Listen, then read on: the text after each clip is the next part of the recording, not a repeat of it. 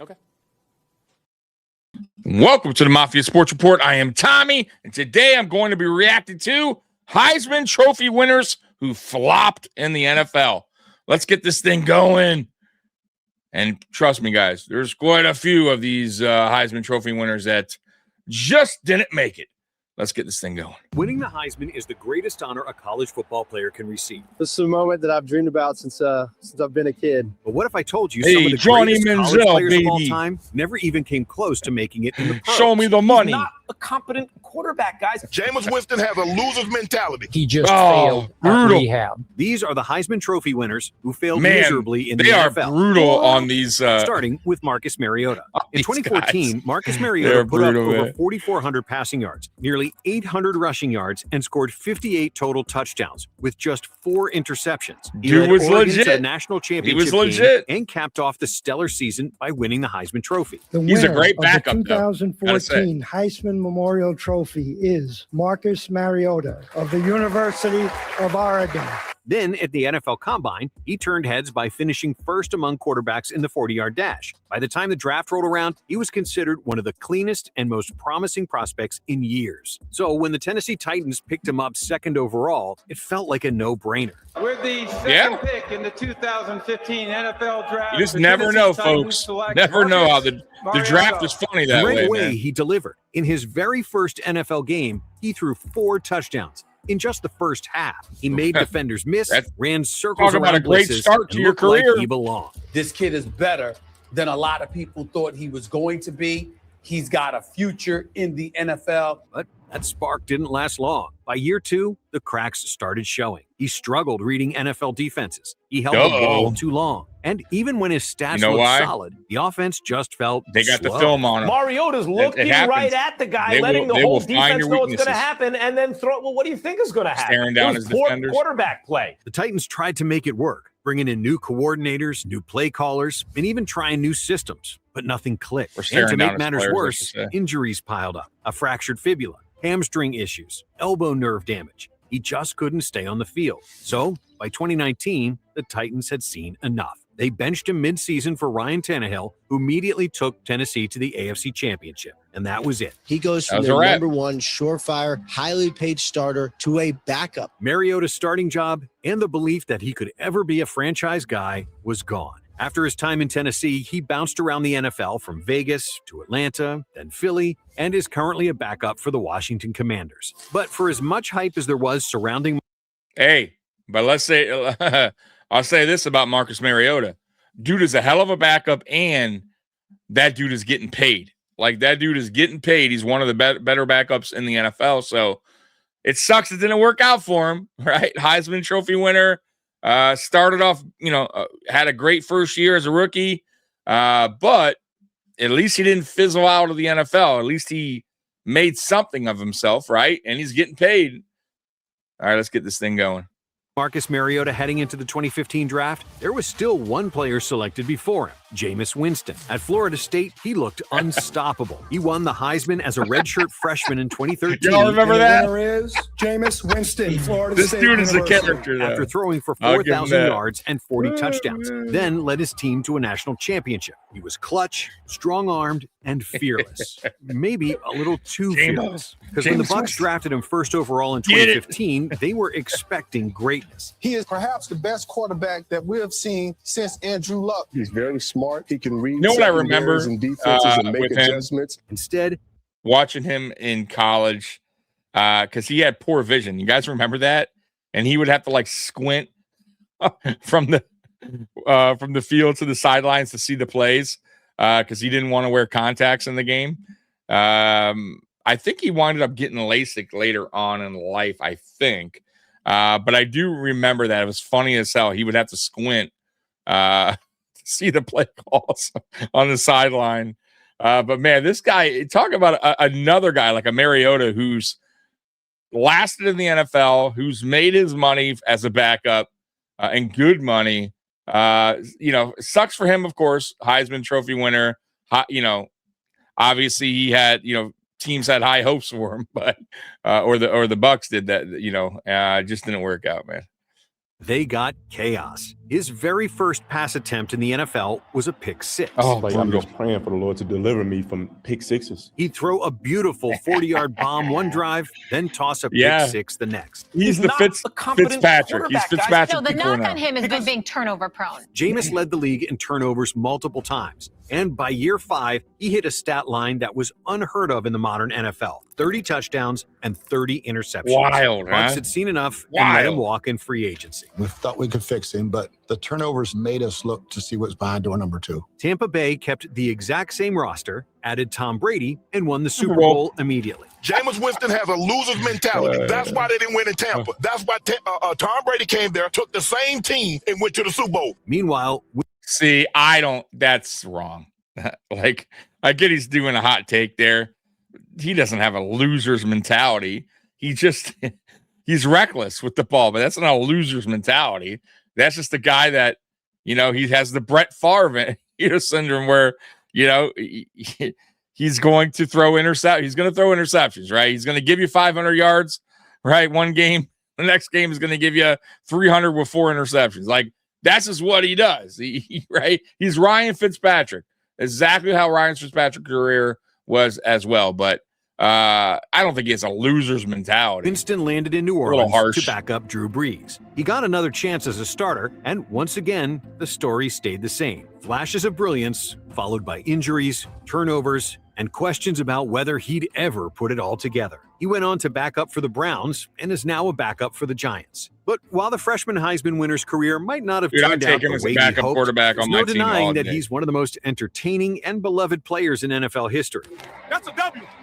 That's E1. Now, let's go back to the first player to ever win the Heisman as a freshman. That would be Johnny Manziel. He was a college phenomenon. Johnny Manziel ran around like a kid playing backyard football and somehow made it work every single Saturday. In 2012, he threw for over 3,700 yards, ran for another 1,400, and became the first freshman in history to win the Heisman One of the greatest The 2012 nicknames ever, winner Johnny of the Football. Heisman Gotta say that. Trophy Love that is nickname. Johnny Manziel.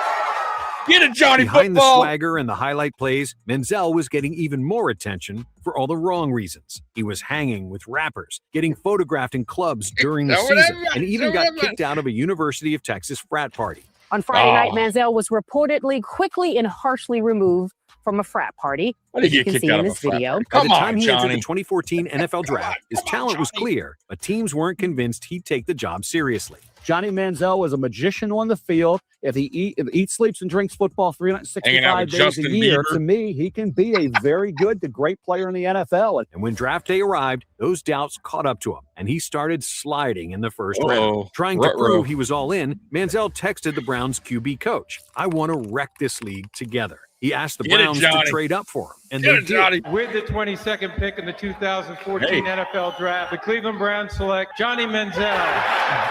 Then the game started, and it fell apart. Oh, in no, NFL Johnny. seasons, What happened? Manziel started just 8 games. Oh. He completed fewer than 58% of his passes. He couldn't read defenses, never stayed in the pocket, and most of the time, it looked like he didn't even know the playbook. The same magic he used in college flat out didn't work in the NFL. Come on, Johnny. But what made it worse was everything off the field. He skipped team meetings, ignored coaches, showed up late, or didn't show up at all. He even got caught in Vegas the night before a game, wearing a blonde wig and glasses to disguise himself. He actually ate dinner with the blonde wig on and the glasses. Now, the Browns as a whole were a mess during that era, sure, but Manziel didn't do anything to help that. By 2016, he was out of the NFL. After that, he bounced around. He tried the CFL but got cut, then tried the AAF for a bit before that league folded. Without the work ethic, without the maturity, and without the structure, it was only a matter of time before Johnny Football was gone for good. It seemed like he cared more about being a celebrity and partying over being an NFL player. And when it came to fame, only one other player ever matched his spotlight, Tim Tebow. Tebow was a Johnny Manziel. Johnny Football. Talk about a guy, and he admitted it later. When he went to the NFL, he wasn't feeling it. He didn't want to play football. He just wanted to party. He didn't have the work ethic. He enjoyed the college life. He said so, right? Like, he enjoyed partying, and that was in college, and getting away with shit and not having to worry about the NFL rules and getting suspended and fined. Like, dude, they were letting him get away with murder over at Texas A&M. He was Johnny Football. So when he got to the NFL, he got an eye awakening, right? A so real moment there where, yeah, this is a business. You got to show up to practice, man. You can't be partying the night before a game. And look, he got paid. He didn't give a fuck, and he wound up out of football before he knew it. So that's the story of Johnny Football, kids. All right, let's get back to it. Tim Tebow, my God, one of the better quarterbacks, one of the best quarterbacks in college football history. But boy, he could not. His mechanics were so off, guys. And obviously the NFL just chewed him up. Legend before he even entered college. While he was still in high school, ESPN created a whole documentary about him titled The Chosen One. Tebow was pure emotion. Every game felt like a mission. He'd run through defenders, fire up crowds, and drag Florida to wins by sheer willpower. I promise you one thing. A lot of good will come out of this. You have never seen any player play as hard as I will play the rest of the season, and you never see someone push the rest of the team as hard as I will push. You never see a team play harder than we will the rest of the season. Guy, man. God bless. By the end of his legendary college career, he had 2 national championships, 1 Heisman, and a cult-like following that made him one of the most beloved college players ever. But NFL scouts didn't care about any of that. They saw his long release and awkward throwing motion and asked the question that was on everyone's mind. Could Tim Tebow actually throw the football well enough to survive in the NFL? That was a big problem. The Denver Broncos were willing to take that chance, drafting him with the 25th overall pick in the 2010 draft. And with the 25th pick in the 2010 NFL draft, the Denver Broncos select Tim Tebow, quarterback, Florida. He was unwilling to change his mechanics, too. Tebow got the starting position in 2011, where he started winning games, ugly games, big flaw, wild last-second heart-stopping games. And he was unwilling games, to change it. But wins he nonetheless. did have games. Tebow went on a miracle run that season that became known as Tebow time. He led 6 fourth-quarter comebacks, and then a playoff win against the Steelers where he threw an 80-yard touchdown in overtime. That's one of the great lessons that you learn in football. Courage to keep fighting. You know, when you're down, when you get knocked down over and over again, are you going to keep getting up? For one wild moment, Tim Tebow looked like he was silencing every doubt. But the Broncos signed Peyton Manning the very next offseason. Tebow got traded to the Jets, barely saw the field, and never started another NFL game. He went to the Patriots, then the Eagles, then out of the league completely. And if you look at his 47.9% completion rate, it makes sense. He was an incredible leader, but a not-so-incredible player. After retiring, Tebow tried baseball, broadcasting, and even made a brief NFL comeback attempt with the Jaguars in 2021 as a tight end, but nothing lasted. The truth is that he was a Heisman legend that never quite belonged in the NFL. Good guy, if only really Tebow good guy. could throw on top of his elite running ability, which is exactly what Robert Griffin III could do. In college, he was untouchable. In 2011, he threw for over 4,000 yards, ran for nearly 700, totaled 47 touchdowns, and walked away with the Heisman Trophy. Great things don't happen without hard work. He made Baylor, a program that could never He was a hell of a college football player. Football's elites, no doubt about into it. must-watch TV. And then Washington traded a haul of picks to draft him second overall. I feel bad for this dude, It though. felt like the league was about It to really change. was injury With that the messed second his career up. pick in the 2012 NFL Draft, the Washington Redskins select Robert Griffin III. As a rookie, RG3 was a revelation. He threw for 20 passing touchdowns and just 5 interceptions, while adding another 800 rushing yards and 7 more scores on the ground. He was the ultimate dual-threat weapon. And Washington rode his elite playmaking ability straight into the playoffs. He broke his damn late in the leg. season, RG3 banged up his knee, but he kept playing.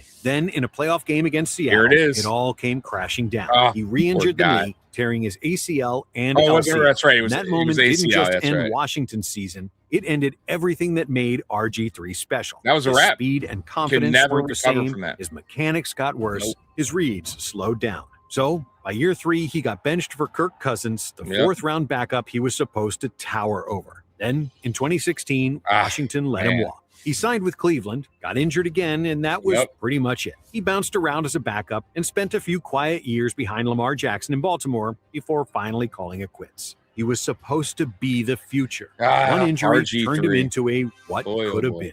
Much like RG3, Sam Bradford suffered a similar fate. At Oklahoma, Sam Bradford looked like a future #1 pick from the moment he stepped on the field. And in 2008, he made it official with 50 touchdown passes, over 4,700 yards, and a Heisman Trophy. That's a great season. The 2008 Heisman Trophy is Sam Bradford.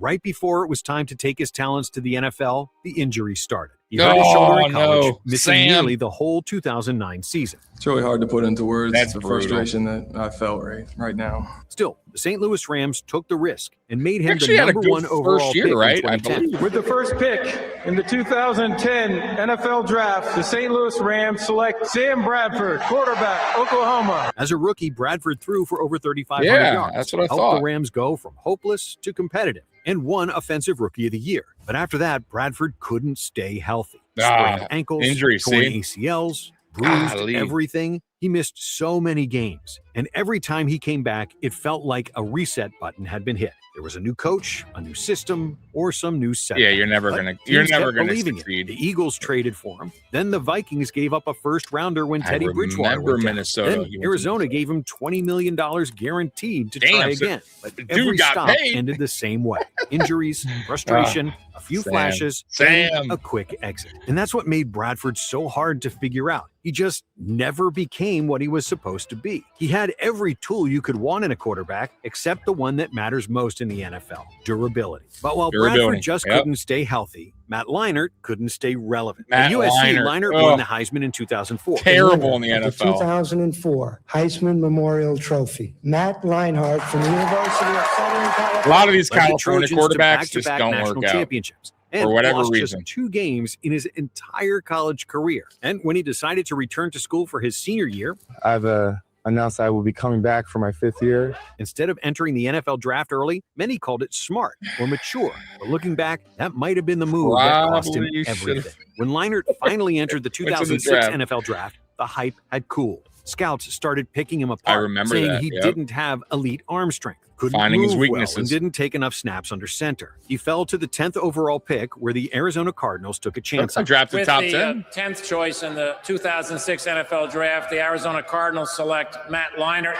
quarterback, USC. Matt Leinart. Feel good. I'm ready. I mean, this is my job now. I'm ready to go. He had a solid rookie season where he showed flashes of leadership and made some big-time throws. He was But after okay an injury for a early season. in year 2, the backup, 36-year-old Kurt Oh, that's Warner, right. came in. Kurt Warner lit it coming in, up. you're done. Just like that, Leinart lost his job. It wasn't a hard decision. You know, it really just came down to who we felt gave us the best chance to win at Yeah, that I don't time, know. and that A was Kurt. Super Bowl Not for a winning week or quarterback. 2 for good. He Hall of bounced to Fame Houston, quarterback. Oakland, then Buffalo. But he never really I got remember another when he came shot to as a Buffalo. starter. Terrible. Why? It wasn't just the lack of talent. It was the lack of edge. Leinart was never known for his work ethic. Rumors swirled that he didn't study enough and didn't grind the way a franchise QB should. So when the game got faster and Well, tougher, he did. that's what happens, That's what folks. crushed his NFL career. When I look back, I feel like probably early on in my career, I didn't take it as seriously as I should have. Then you're To gonna succeed in the fail. NFL, you gotta want it more than anyone. Absolutely. Running back Ron Dane was another prime example of work ethic not matching up with talent.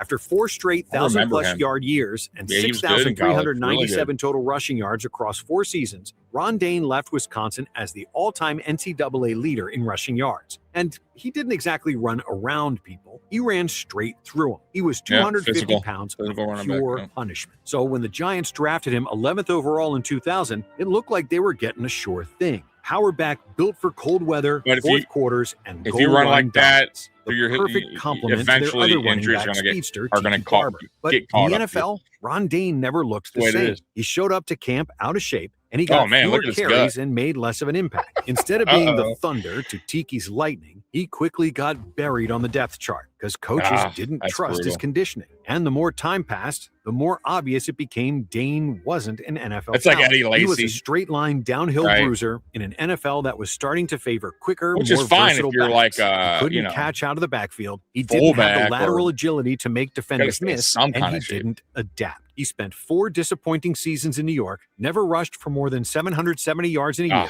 and was bad. eventually cut. He moved on to Denver, then Houston, where he had a few solid games, but nothing that stuck. And by 2007, he was completely out of the league with See no ya. Pro Bowls, no playoff moments, and no Later. breakout year. But while Dane at least That's got his disappointing. chance, Andre Ware wasn't as fortunate. Andre Ware. Video game numbers. Dude, I thought this guy was going to be good, man. I remember him. At Houston, I had his rookie card, 1990. Andre threw for over 4,600 yards and 46 touchdowns in just 11 games. I remember that card. He became the first black quarterback to win the Heisman Trophy. Join me in the signal He was really good in college. 1989 Heisman Memorial Trophy to Andre Ware of the University of Houston.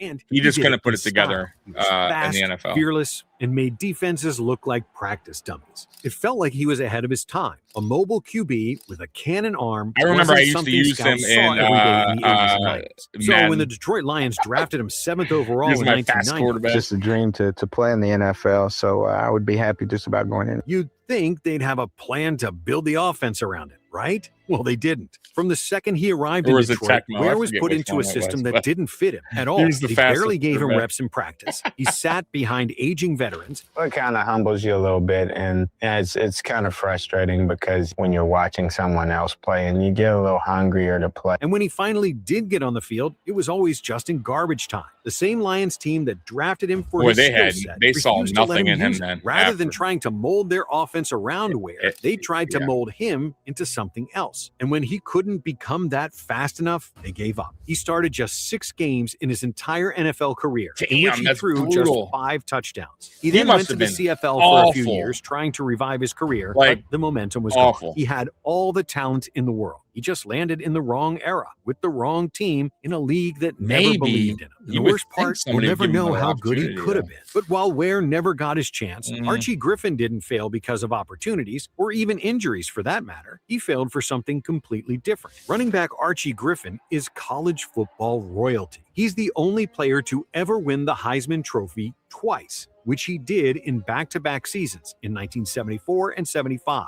At Ohio State, he was everything a coach could dream of. Smart, I don't know too much about and reliable. He rushed for over 100 yards in 31 straight games, finished with nearly 6,000 rushing yards, and helped lead the Buckeyes to 4 straight Big Ten titles. He was the very face of consistency. I see why he won the Heisman back-to-back. He just worked week after week, year after year. He was as can't-miss of a prospect as you can find. But he also has he thought. After being drafted by the Bengals 24th overall, things just felt different in college, once he took the field in the NFL. Wear and tear. He wasn't bad. He just wasn't special. He never rushed for more than 700 yards in a single season. He only scored 7 total touchdowns in 7 years. And by the time he retired, he barely cleared 2,800 rushing yards. That's terrible. It wasn't because he stopped trying. It was because the traits that made him elite in college, like his vision, balance, and quick cuts, weren't enough to separate him at the pro level. He just didn't have breakaway speed. He could no longer overpower defenders. And in a league where almost every defender is faster, stronger, and meaner than what you faced in college, that stuff matters. He quietly lost touches, and by the early 1980s, Archie Griffin, college football's most decorated player, was out of the league entirely.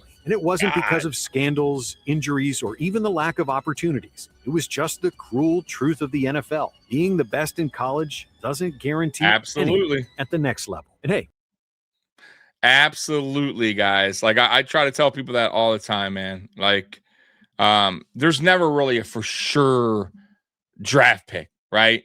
They all look promising. I mean, a lot of them do, right? But you see it all the time.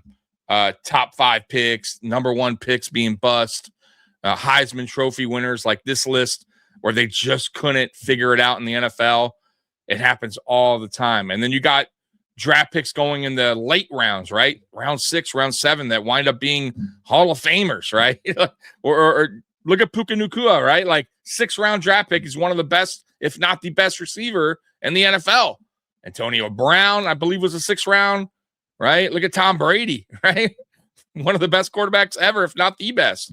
So you just never know. Sometimes you just never know, man. You could do all the scouting in the world. You think you got your guy. He's a beast in college. And then for whatever reason, when he gets to the NFL, it just doesn't pan out, right? Sometimes it's injuries, right? Like Sam Bradford's case, RG3. And sometimes it's just work ethic, like Johnny Manziel and Matt Leinart, right? They just don't want to put the work in. And sometimes it's just not meant to be. Sometimes your skill set just doesn't work in the NFL. Tim Tebow, right? Archie Griffin, the guy that they just talked about, right? So it happens, man. It happens all the time. I've seen it so many. I've been watching football for a long, long time. You think you got the right guy on draft day. He looks great on film, good stats in college, and for whatever reason, it just doesn't happen in the NFL, right? It just doesn't work out in the NFL. So, guys, I'll be doing more of these reaction videos weekly. I hope you guys enjoyed this. And until next time, I love you, Bills Mafia. Go Bills. Peace.